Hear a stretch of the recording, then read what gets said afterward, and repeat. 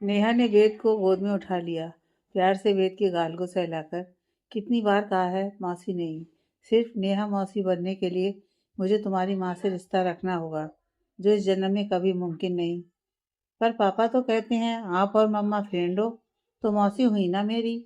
दादी कहती हैं मॉम की फ्रेंड मौसी होती हैं। मैं फ्रेंड थी आपकी मम्मा से, मेरा अब कोई रिश्ता नहीं है। मैं तो बस आपसे मिलने आई हूँ, नेहा ने कहा और एक नज़र नंदनी को देखा और नज़रें फेर ली। नेहा ने नज़रें फेर ली और बेद को उठाई मेघा और राजेंद्र जी की ओर आकर उनके पैर छुए। दोनों ने आशीर्वाद दिया और शिकायत करने लगे। नेहा कितने टाइम बाद आई हो, जब से वैभव के ऑफिस से दूसरी जगह काम करने लगी हो, आती ही नहीं। हमारी याद नहीं आती क्या? नहीं, ऐसी कोई बात नहीं, बस काम की वजह से वक्त नहीं निकाल पाती। हाँ माँ, इसके पास तो वक्त ही नहीं हमसे मिलने का। वैभव ने नन्ही की ओर तिरछी नजरों से देखा, पर नन्ही का ध्यान सिर्फ नेहा पर था।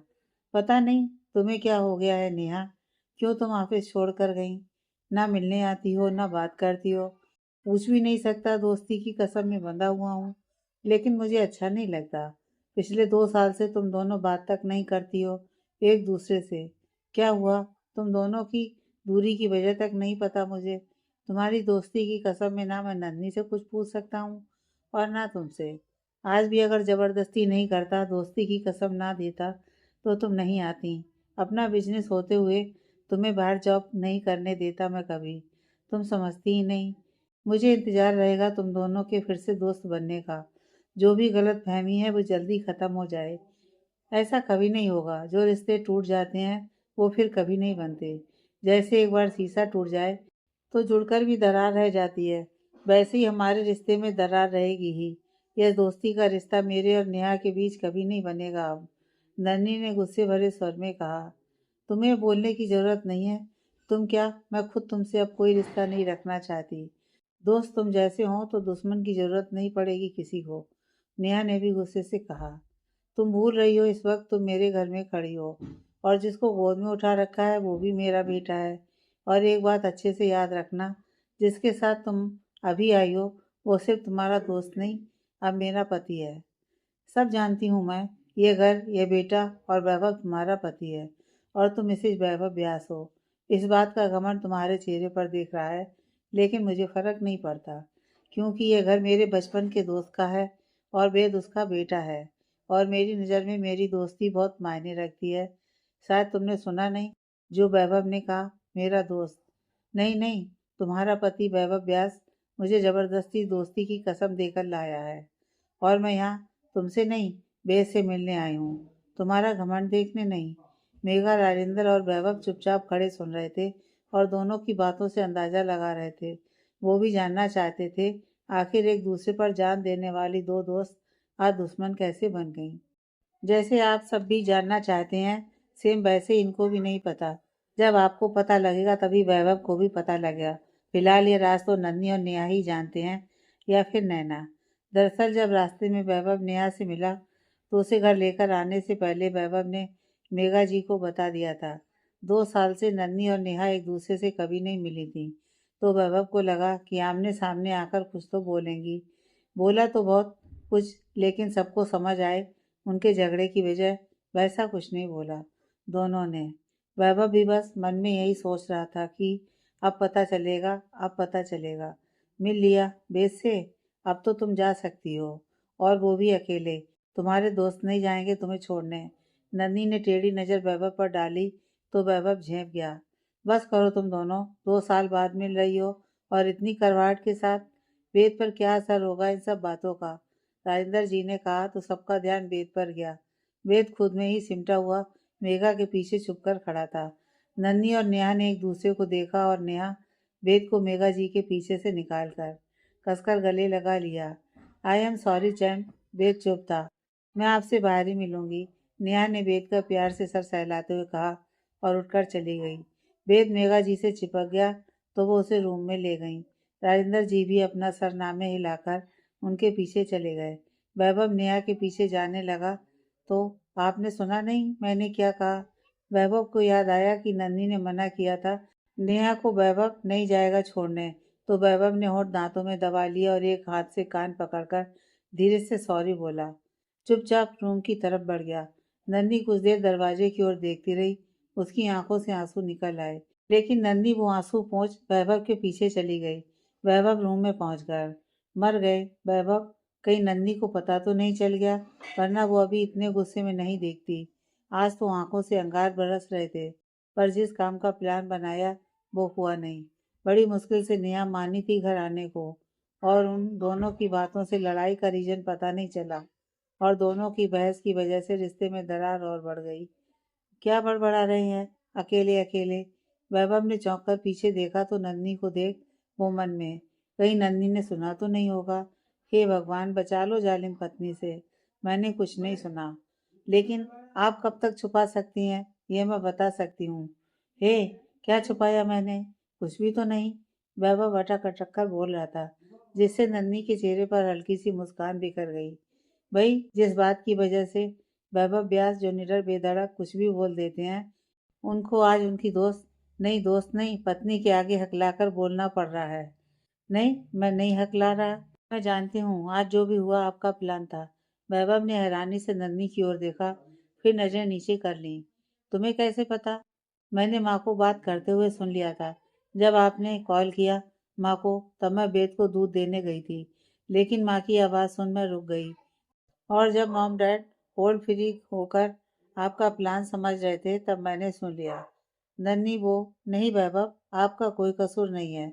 आप जानना चाहते हो, लेकिन नेहा की कसम कि ना आप नेहा से पूछोगे ना मुझसे, और अगर मैं बताऊं तो आप मुझे रोक दोगे। तो मैं यही कहूंगी वैभव, जो भी हुआ उसके पीछे कुछ ना कुछ अच्छा ही है। हो सकता है एक दिन जब आपको पता चले तो आपको खुशी हो। इसलिए इंतजार कीजिए, वक्त आने पर नेहा ही आपको बता देगी। पर नन्ही, मुझे नहीं लगता ये झगड़ा तुमने दुश्मनी रखने के लिए किया होगा। फिर भी मुझे तकलीफ होती है तुम दोनों को देखकर। मैंने जो किया है सही किया है, बस आप पेशेंस रखिए। वैभव ने नन्ही को फिर सॉरी कहा और हाँ में सिर हिलाकर बाथरूम में चला गया। नन्ही कबर्ड में से कुछ ढूंढ रही थी। वैभव फ्रेश होकर आया तो उसकी नज़र नन्ही की कमर पर जा टिकी। नन्ही अपना काम कर रही थी, वैभव उसके पीछे खड़ा था। नन्ही कपड़े लेकर पलट ही रही थी कि वैभव से टकराने की वजह से दोनों गिर गए। नन्ही के हाथ में पकड़े हुए कपड़े वैभव के मुंह पर थे, और नन्ही का हाथ वैभव के सीने पर। वैभव ने दोनों हाथों से नन्ही की कमर को पकड़ रखा था। नन्ही ने एक हाथ से वैभव के मुंह पर पड़े कपड़े हटाए। दोनों की नजरें आपस में टकरा गईं। दोनों एक दूसरे की आंखों में देख रहे थे। नन्ही को अपने इतने करीब देख वैभव के दिल में तूफान उठ गया। नन्ही वैभव की आंखों में खोई सी बस एकटक वैभव को देख रही थी। वैभव ने पलटकर नन्ही को पलटकर नीचे किया और खुद उसके ऊपर आ गया। नन्ही अभी भी वैभव के चेहरे में खोई सी उसे ही देख रही थी। वैभव ने धीरे से अपने होठ नन्ही के होठों के करीब किए। वैभव की गर्म सांसें नन्ही को पिघला रही थीं। मदोसी में नन्ही की आंखें बंद हो गईं और मुट्ठियां कस गईं। वैभव ने नन्ही की बंद आंखों को सहमति समझ उसके गले पर होंठ रख किस करने लगा। नन्ही ने चेहरा दूसरी ओर कर लिया। वैभव के होंठ नन्ही के गले से होते हुए उसके कानों तक पहुंच गए। फिर धीरे से वैभव ने नन्ही का चेहरा अपने हाथ से अपनी तरफ किया और अपने होंठ नन्ही के होठों के पास लेकर गया। नन्ही ने कसकर अपनी आंखें बंद कर रखी थीं। वैभव नन्ही के ऊपर से हटा और नन्ही को उठाकर बेड पर ले आया और अपनी टी शर्ट उतारकर एक साइड रखी। नन्ही अभी भी आंखें बंद किए थी। वैभव के हाथ नन्ही के पेट पर हरकत कर रहे थे। नन्ही बस चुपचाप लेटी वैभव के स्पर्श को महसूस कर रही थी। वैभव ने नन्ही के ऊपर झुककर उसके पेट पर अपने होंठ चलाने लगा। नन्ही कांप रही थी। फिर नन्ही के साड़ी का पल्लू हटाया। नन्ही की आंखों के किनारों से आंसू बहने लगे। वैभव ने बहते आंसू देखे और नन्ही की साड़ी का पल्लू वापस ठीक करके उसके ऊपर से हट गया। नन्ही ने आंखें खोल दी। वैभव ने साइड में पड़ी अपनी टी शर्ट उठाई और पहनने लगा। नन्ही उठकर बैठ गई और वैभव को टी शर्ट पहनते देख उसने वैभव का हाथ थाम लिया। नहीं नन्ही, तुम अभी भी सहज नहीं हो मेरे साथ। तुम कितना भी मजबूत बनने की कोशिश करो, लेकिन तुम्हारा डर, तुम्हारे आंसू सब राज खोल देते हैं। तुम असहज हो मेरे साथ। मैं बस यही देखना चाहता था, और आज तुमने फिर साबित कर दिया। तुम आज भी अतीत के साए में हो। डर है तुम्हारे मन में आज भी। नहीं वैभव, यह हक है आपका। पत्नी हूँ आपकी, और आप अपना हक ले सकते हैं। हक नहीं, मोहब्बत है नन्ही। तुम किस हक की बात कर रही हो? मोहब्बत है वैभव, लेकिन आप तो जानते हैं ना, लड़कियां पहल नहीं करती। मेरा पत्नी धर्म निभाना फर्ज है, और आप कब तक दूर रहोगे? कितना सब्र रखेंगे आप? प्लीज वैभव, आज मत रोको आप खुद को। जानता हूँ, लेकिन हक से नहीं, मोहब्बत से करीब आना चाहता हूँ। ये मिलन जिस्मों का नहीं, रूह से हो, मैं ये चाहता हूँ। जब ये मिलन हो तो तुम डरकर आंखें बंद ना करो। जब मैं तुम्हारे करीब आऊँ तब तुम शर्म से मेरे सीने में छुप जाओ, और मैं तब तक सब्र रखूंगा जब तक तुम खुद मुझसे मोहब्बत करो। पहल तुम करो। वैभव ने कहा और दूसरी ओर जाकर लेट गया। नन्ही वैभव को देखकर मन में, कैसे कर लेते हैं इतना सब? कोई इतनी मोहब्बत कैसे कर सकता है? वैभव, मैं तो आपके लायक भी नहीं, फिर भी आपने मुझे अपना लिया।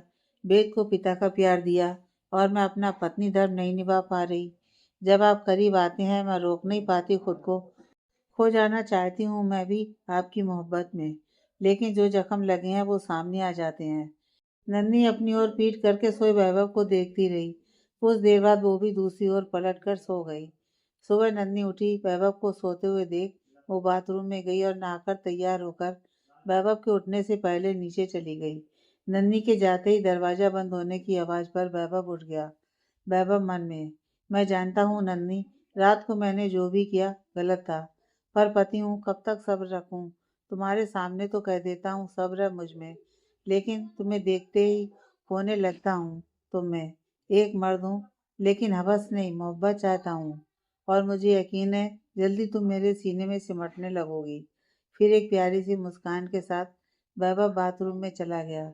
नन्ही किचन में गई, लेकिन काम नहीं कर पाई। मेड ने उसे बाहर भेज दिया। नन्ही बाहर आकर मेघा के पास बैठ गई। क्या हुआ नन्ही? मेघा ने नन्ही का मुरझाया चेहरा देखकर पूछा। कुछ नहीं माँ, नन्ही ने उदासी से कहा। तो तुम उदास क्यों हो?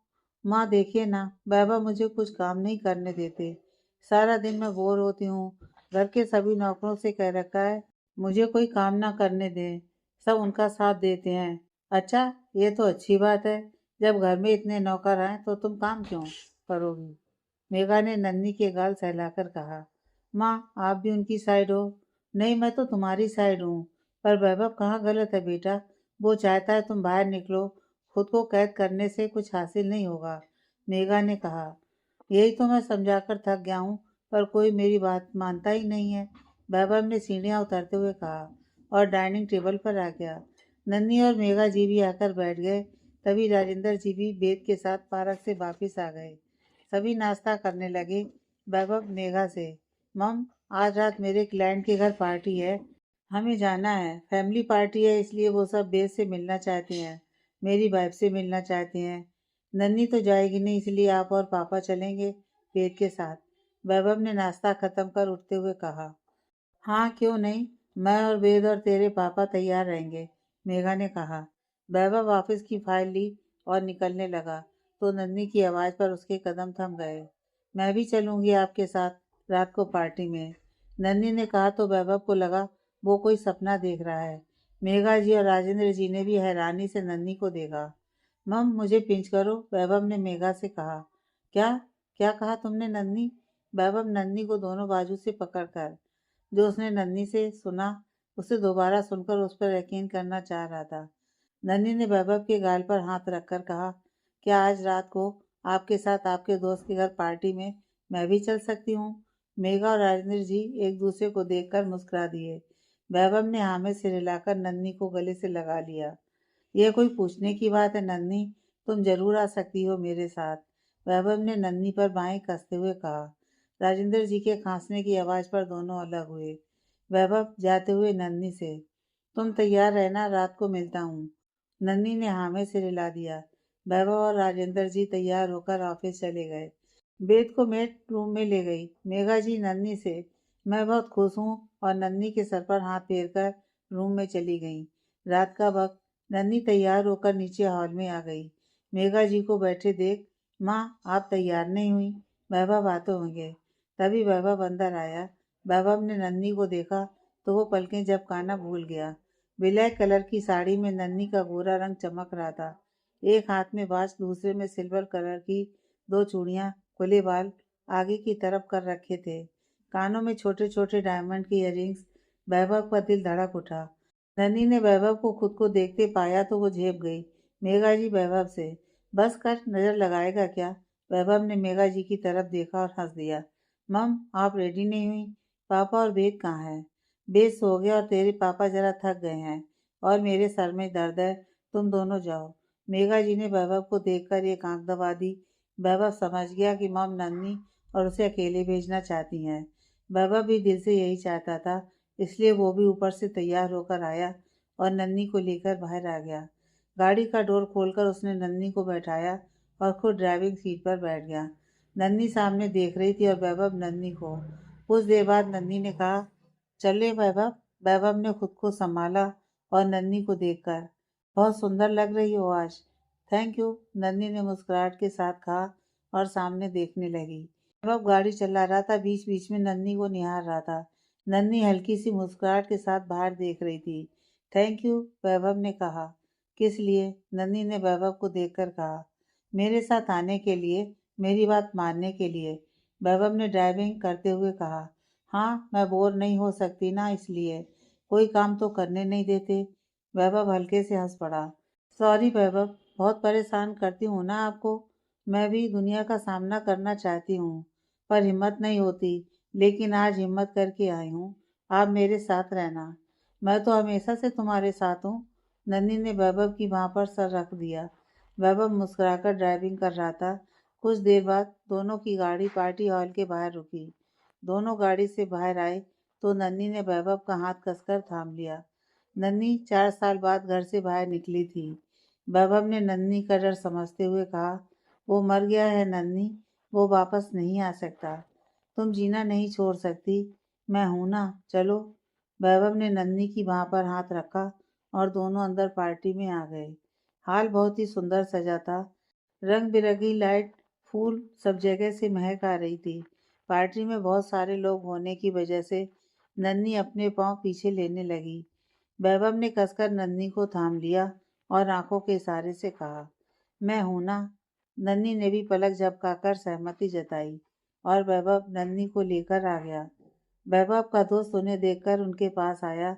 नन्ही भी उससे मिली और वो दोनों को पार्टी एंजॉय करने को बोलकर बाकी गेस्ट को अटेंड करने चला गया। म्यूजिक चल रहा था। वैभव ने डांस करने के लिए नन्ही की ओर हाथ बढ़ाया तो नन्ही ने अपना हाथ उसके हाथ में दे दिया। वैभव ने नन्ही का हाथ अपने कंधे पर रखा और अपना एक हाथ नन्ही की कमर पर रख दिया। दोनों एक दूसरे की आंखों में देख डांस करने लगे। थोड़ी देर बाद जब म्यूजिक बंद हुआ तो दोनों ड्रिंक कॉर्नर में आ गए। दोनों ने सॉफ्ट ड्रिंक ली और पीने लगे। तुम्हें अच्छा तो लग रहा है ना? वैभव ने नन्ही से पूछा। जी, अच्छा लग रहा है, नन्ही ने मुस्कुराहट से कहा और ड्रिंक पीने लगी। तभी किसी का धक्का लगने से उसकी ड्रिंक साड़ी पर गिर गई। ओह सॉरी कहकर वो शख्स जिससे नन्ही को धक्का लगा था वो चला गया। नन्ही और वैभव ज्यादा लाइट की वजह से उसका चेहरा देख नहीं पाए। चलो नन्ही, मैं तुम्हें बाथरूम ले चलता हूँ, तुम साड़ी साफ कर लेना, वैभव ने कहा। जी, नन्ही ने कहा। तभी वैभव का दोस्त किसी को लेकर वैभव से मिलने आया। वैभव उनसे बात करने लगा तो नन्ही ने कहा, आप बात करो, मैं खुद चली जाती हूँ। Are you sure? वैभव ने कहा तो नन्ही ने अपनी पलकें झपकाकर हाँ कहा और चली गई। वैभव बात करने लगा। नन्ही बाथरूम में दाग साफ कर रही थी। तभी लाइट ऑफ हो गई। लाइट ऑफ होने की वजह से नन्ही चिल्लाती, तभी किसी ने उसका मुंह दबा दिया। नन्ही की आवाज़ गले में ही रह गई और उसके कानों में किसी के जोर जोर से सांसें लेने की आवाज़ आने लगी। वो शख्स नन्ही की पीठ अपने सीने से लगाए खड़ा था। क्या हुआ, डर गई? आवाज़ सुनकर नन्ही कांप उठी। मुझे नहीं लगता कि तुम भूल गई होगी मुझे। मेरी आवाज़ याद है ना तुम्हें? मेरा छूना, मेरा स्पर्श तो याद होगा। नन्ही का मुंह बंद था लेकिन आंखें बह गई थीं। कब तक बंद रखती तुम खुद को? आखिर एक ना एक दिन तो तुम्हें बाहर तो आना ही था। इतना डर है मेरा? पति हूँ तुम्हारा, वापिस आ गया। देखो, मौत भी दूर नहीं कर पाई मुझे तुमसे। आखिर बचपन की मोहब्बत जो थी दिल से, तुम भूल गई पर मैं नहीं भूला। आ गया हूँ तुम्हें लेने, तुम्हें और मेरे बच्चे को। आ गया है ऋषभ राय अपनी पत्नी के लिए। डर डर कर जीना होगा अब तुम्हें। नहीं छोड़ूंगा मैं उस वैभव को जिसे तुमने अपना पति बना लिया। मेरी पत्नी हो तुम, मेरे बच्चे की माँ हो तुम। उसकी बातें सुन नन्ही बेहोश हो गई थी। काफी देर तक नन्ही वापस नहीं आई तो वैभव नन्ही को ढूंढते हुए बाथरूम की ओर चला आया। कुछ लड़कियों की भीड़ देखकर वैभव बीच में आया तो नन्ही को बेहोश देख उसकी आंखें हैरत से फैल गईं। वैभव ने नन्ही को गोद में उठाया और हॉल के बाहर लाकर गाड़ी में बैक सीट पर लिटाया और घर ले आया। वैभव नन्ही को अंदर लेकर आया और रूम में लेकर जाने लगा। मेघा ने नन्ही को इस हालत में देखा तो वैभव से सवाल किया, क्या हुआ नन्ही को? यह बेहोश कैसे हो गई? वैभव उनको आंखों से इशारा किया और दोनों सीढ़ियों से होते हुए रूम में पहुंचे। वैभव ने नन्ही को बेड पर लिटा दिया और फिर मेघा जी से, मम आप परेशान मत हो। नन्ही बाथरूम में गई थी, पता नहीं कैसे बेहोश हो गई। जब काफी देर तक नहीं आई तो मैं ढूंढने गया तो वो मुझे वहां बेहोशी की हालत में मिली। नन्ही को बेड पर सुलाकर वो डॉक्टर को फोन करने लगा। मेघा जी नन्ही के पास बैठ गईं और उसका सर सहलाने लगी। वैभव ने डॉक्टर को आने को कहा और नन्ही का चेहरा देखने लगा। सब मेरी गलती है मम, मैं ही नन्ही को फोर्स करता रहा मेरे साथ बाहर जाने के लिए। मुझे उसे अकेले नहीं जाने देना चाहिए था और आज देखो मेरी वजह से फिर से नन्ही डर गई किसी बात से। दोनों नन्ही के पास बैठे थे। डॉक्टर आए, नन्ही का चेकअप किया और इंजेक्शन देकर चले गए। राजेंद्र जी भी आ गए थे। तभी नन्ही होश में आने लगी तो वैभव ने उसका हाथ थाम लिया। नन्ही ने वैभव को देखा और उसके सीने से लग गई। वैभव के साथ साथ मेघा और राजेंद्र जी भी हैरान थे, पर नन्ही की आंखें बंद थीं। वो किसी डरे हुए मासूम बच्चे की तरह वैभव से चिपक गई थी। राजेंद्र जी और मेघा बेद को लेकर बाहर चले गए। वैभव ने नन्ही के सर पर प्यार से सहलाया और नन्ही को खुद से अलग कर उसके आंसू साफ किए। क्या हुआ नन्ही? वैभव ने पूछा। वो वो जिंदा है वैभव। कौन? कौन जिंदा है? ऋषभ? ये क्या कह रही हो तुम? पागल हो तुम। मैंने आज वहाँ पार्टी में देखा। देखा नहीं, सुना उसकी आवाज़। हाँ, वो उसकी आवाज़ थी। उसने कहा वो वापिस आ गया है, वो मुझे ले जाएगा। वो बेद को भी ले जाएगा वैभव। नन्ही ने कसकर वैभव की बाहों में खुद को छुपा लिया था। तुम पागल हो गई हो नन्ही। कैसी भय सी बातें कर रही हो। मैं जानता हूँ तुम नहीं जाना चाहती कहीं। मैं तुम्हें लेकर गया, आगे से कभी नहीं लेकर जाऊंगा। पर जो तुम बोल रही हो वो नहीं हो सकता। तुम्हें गलत फहमी हुई है, वो नहीं आ सकता। वैभव ने नन्ही को उससे दूर कर उसकी आंखों में देखकर कहा, नहीं वैभव, आपकी कसम, मेरा वहम नहीं था। वो जिंदा है, वो मुझे ले जाएगा। मैं नहीं जाऊंगी, मुझे नहीं जाना।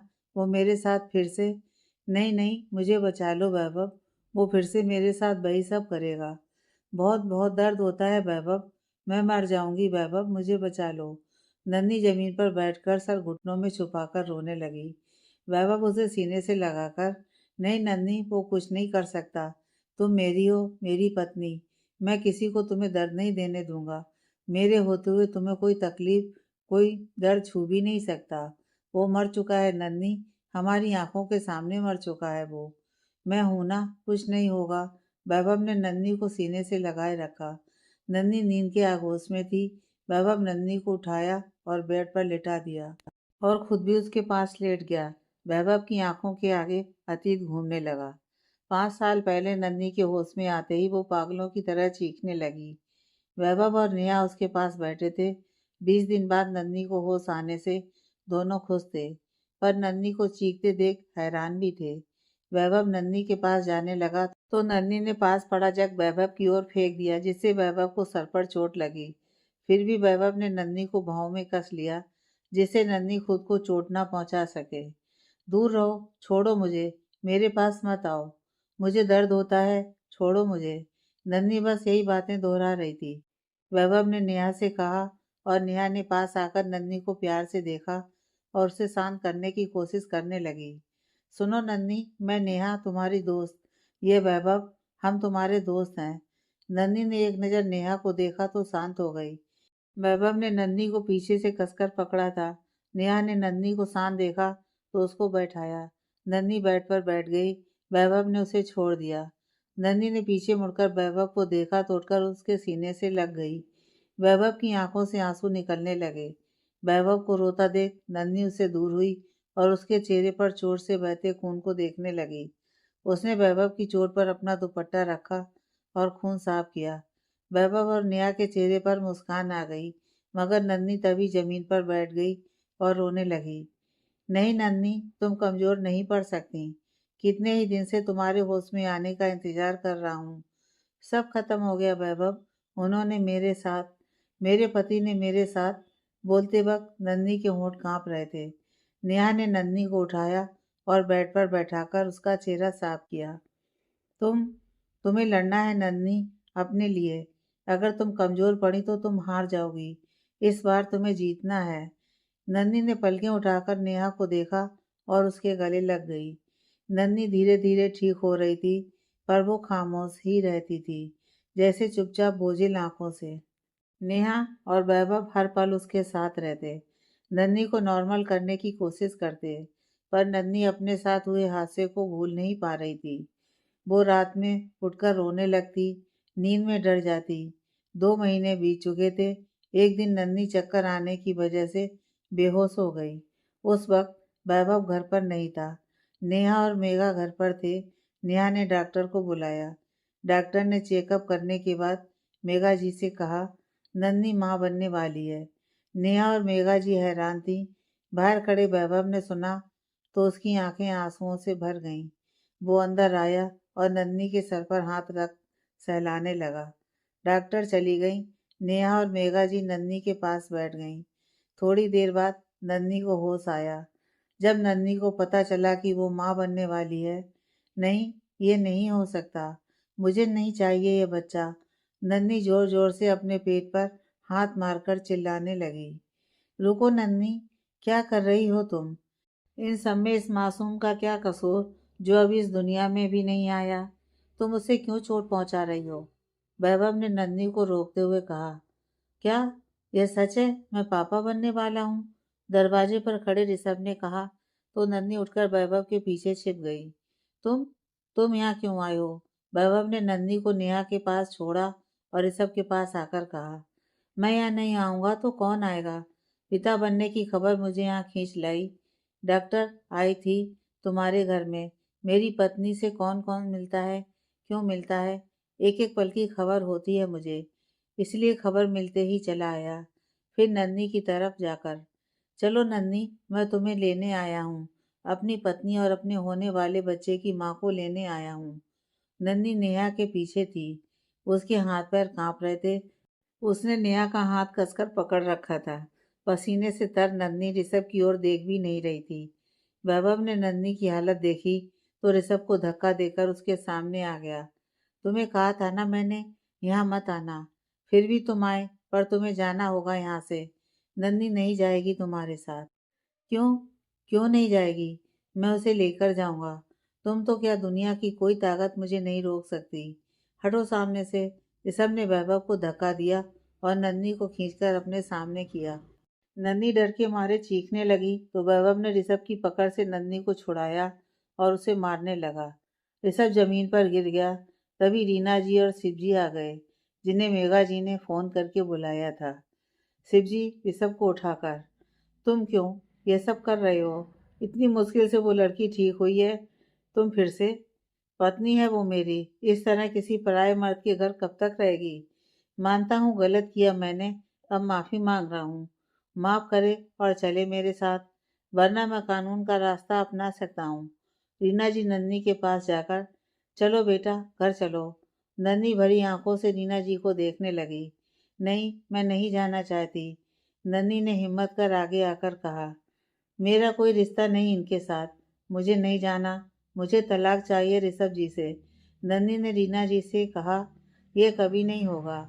मैं तुम्हें तलाक नहीं दूंगा। तुम्हें मेरे साथ जाना होगा। प्यार करता हूँ तुमसे, नहीं रह सकता तुम्हारे बिना। प्यार और आप?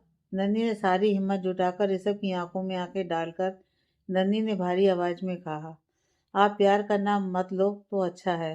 इससे अच्छा तो आप नफरत ही करते तो मुझे कोई गम नहीं होता। शर्म आती है मुझे खुद पर। मैंने कभी आपसे प्यार किया? बचपन से आपका इंतजार किया, जिसके आप काबिल नहीं थे। मेरा रेप किया आपने, अपनी पत्नी का रेप, और आज कहते हैं प्यार करते हो। घिन आती है मुझे आप पर, घिन। मैं कभी नहीं आऊंगी आपके साथ। मर जाऊंगी, मार दूंगी इस बच्चे को भी, पर आपके साथ कभी नहीं जाऊंगी। नन्ही की आवाज़ तेज हो चली थी। वैभव ने रीना जी और शिव जी से कहा जाने को। ऋषभ ने एक बार नन्ही को गुस्से भरी नज़र से देखा और बिना कुछ कहे चला गया। शिव और रीना जी भी चले गए। नन्ही नेहा के साथ बैठी रो रही थी। दूसरी ओर ऋषभ एक सुनसान जगह पर शराब की बोतल लिए कार की बोनट पर बैठा था। उसके आसपास खाली बोतलें पड़ी थीं। नहीं नन्ही, मैं तुम्हें ऐसे नहीं जाने दूंगा। मेरा हक है तुम पर। शादी की है तुमसे और अब तो तुम मेरे बच्चे की माँ भी बनने वाली हो। मैं तुम्हें मेरे बच्चे को मुझसे दूर नहीं करने दूंगा। नहीं, ऋषभ ने चीख कर कहा। राधिका बेटा, यहाँ अकेली क्यों खड़ी हो? चलो रात बहुत हो गई है, सो जाओ। मिस्टर साय ने कहा। जी पापा, बस जा ही रही हूँ, राधिका ने कहा और खिड़की बंद कर दी। तुम्हें तो खुश होना चाहिए, कल सारी जायदाद तुम्हारे नाम हो जाएगी और हम कल तुम्हें तलाक भी दे देगा। फिर तुम आज़ाद हो। यही तो चाहती थी तुम। फिर भी तुम खुश नहीं हो। मुझे तो लगा था आज तुम अपने फ्रेंड्स के साथ पार्टी करोगी। पापा आप, हाँ, कोई कसर नहीं छोड़ी तुमने अहम को दर्द देने में। 2 महीने से तुम यहाँ हो, एक बार भी तुमने कोशिश नहीं की माफ़ी मांगने की।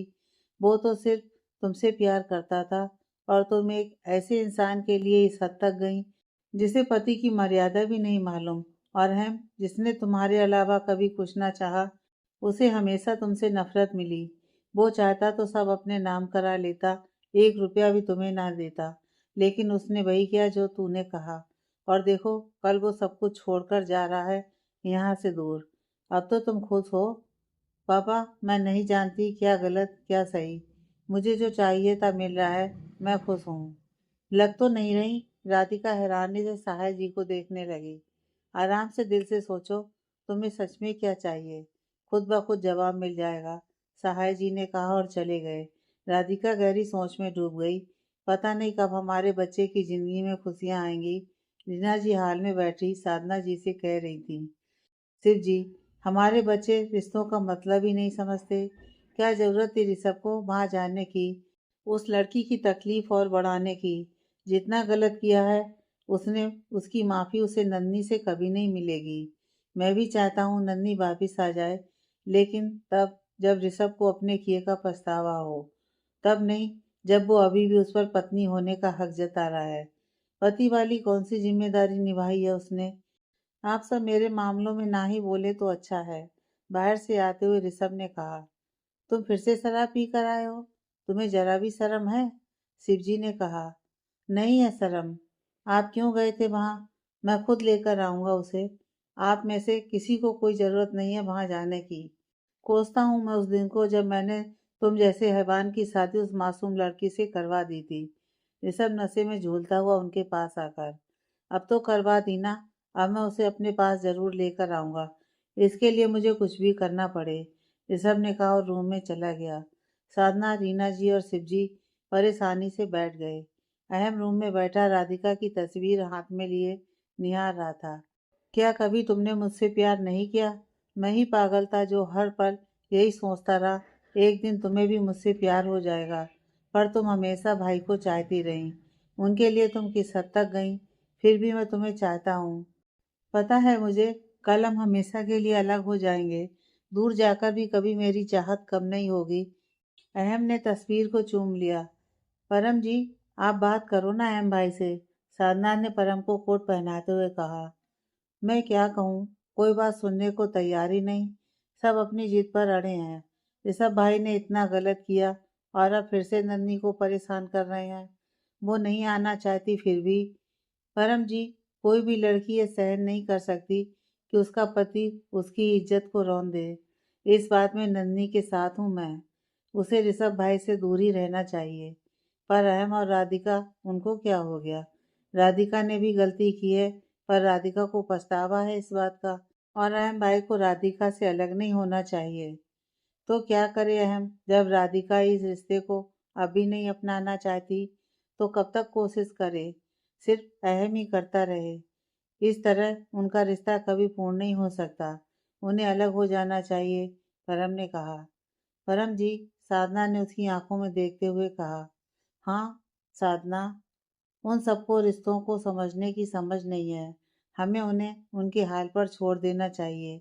मेरे या तुम्हारे समझाने से वो नहीं समझेंगे। नन्ही ऋषभ अहम राधिका को एक जबरदस्ती के रिश्ते में बांध दिया गया था, इसलिए ये मोड़ आया उनकी जिंदगी में। अब अपने फैसले उन्हें खुद लेने देने चाहिए। जो भी होगा अब ठीक ही होगा। तुम परेशान मत रहो। परम ने साधना को सीने से लगाकर कहा। सुबह सब कोर्ट पहुंचे। आज अहम और राधिका के तलाक का फैसला होना था।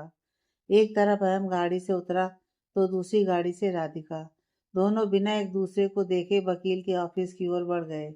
सहाय जी ने शिवजी और रीना जी को देखा तो सबकी आंखों में मायूसी के अलावा कुछ नहीं था। सहाय जी, शिवजी, रीना जी, साधना, परम सब ऑफिस में आ गए।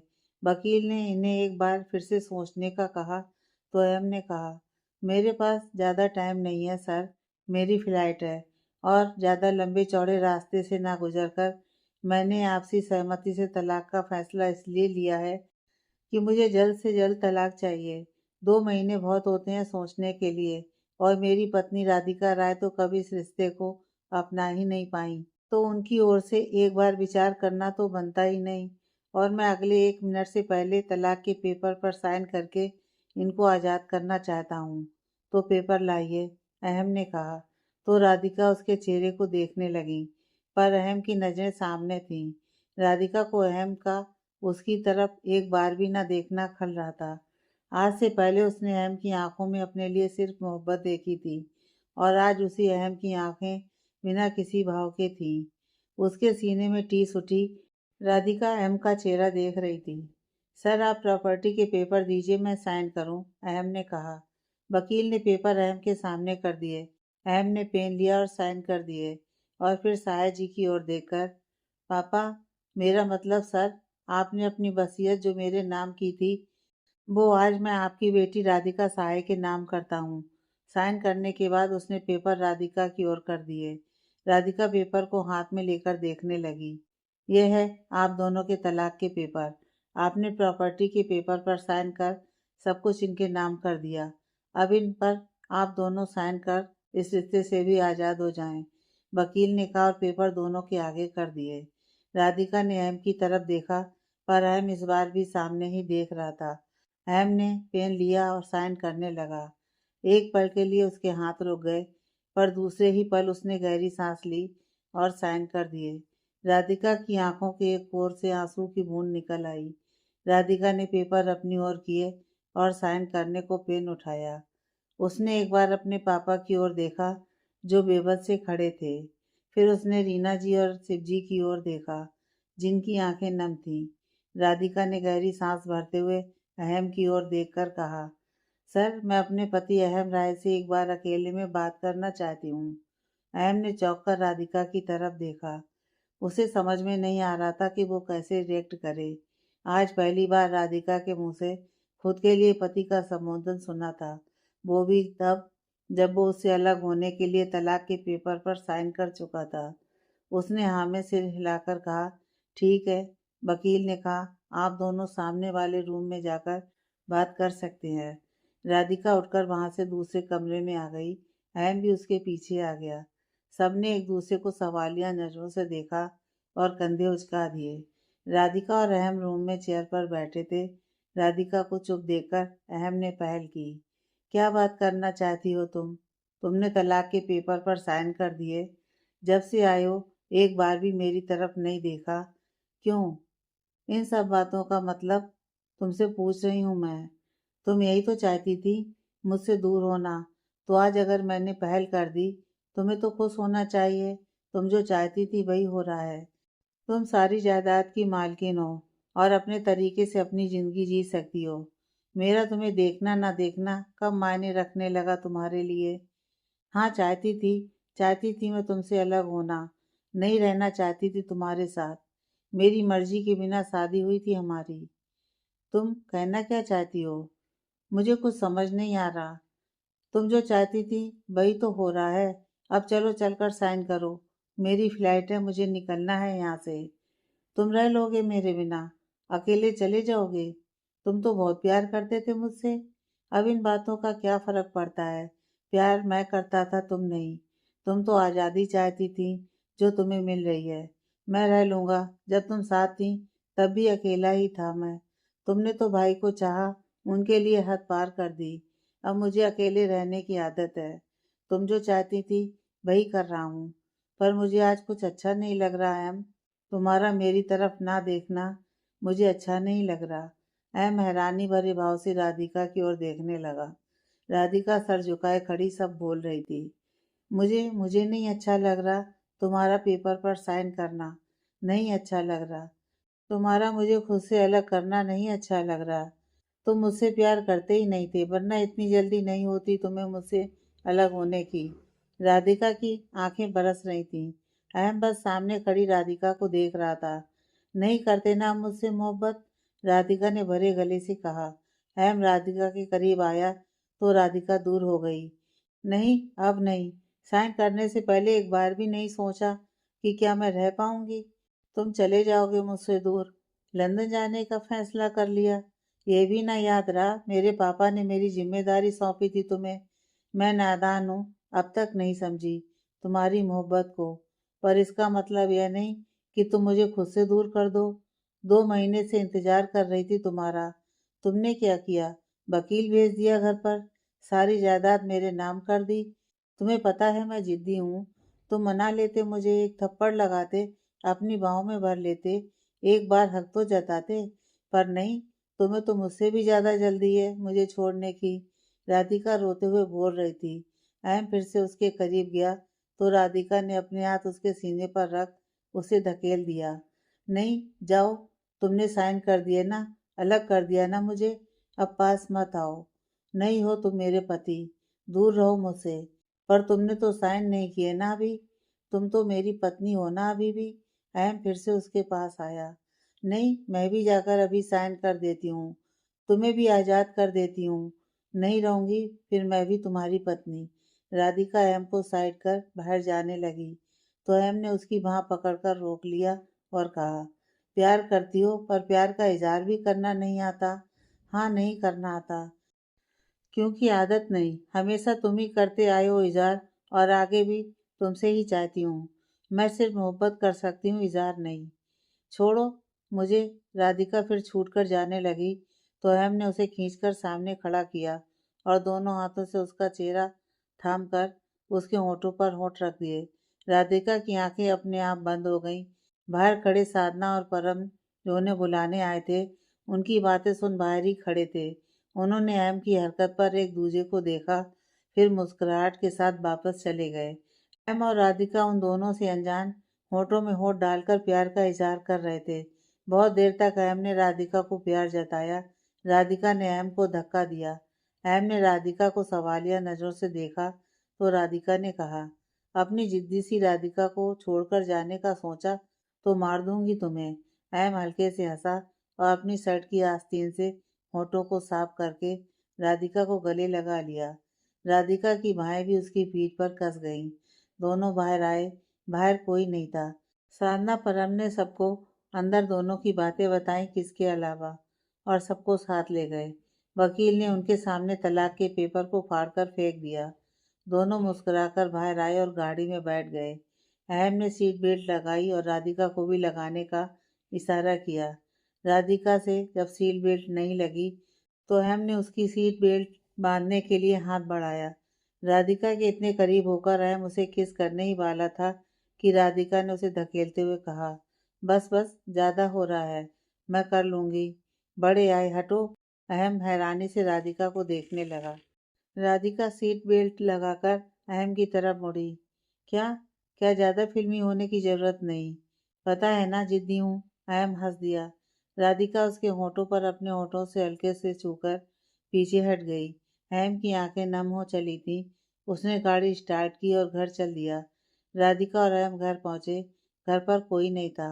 अहम ने आवाज दी पर किसी का कोई जवाब न मिलने पर दोनों अपने रूम में चले गए। रूम में पहुंचकर दोनों ने एक दूसरे को हैरानी से देखा। फिर रूम की सजावट देख दोनों के चेहरे खिल गए।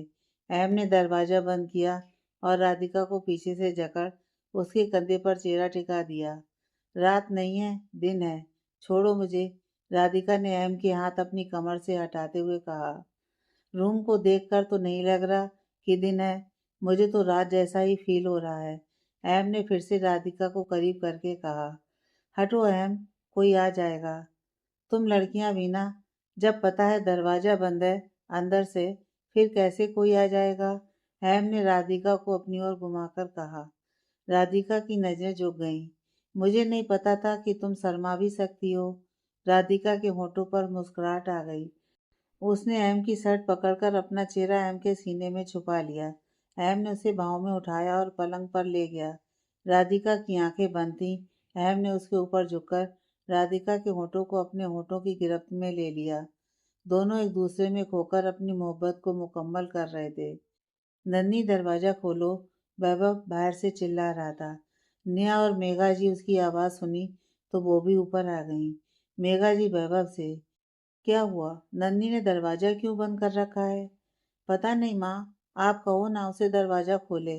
नेहा पीछे से आवाज देते हुए, दरवाजा खोलो नन्ही, बात करो हमसे। पर नन्ही ने दरवाजा नहीं खोला तो नेहा और वैभव ने मेघा जी को पीछे होने को कहा और दरवाजे को धक्का लगाने लगे। दरवाजे का लॉक टूटकर खुल गया। अंदर देखा तो नन्ही को देख सबकी आंखें हैरानी से बड़ी हो गईं। अंदर नन्ही खून से लथपथ जमीन पर पड़ी थी। वैभव नन्ही की ओर भागा और उसको देखने लगा।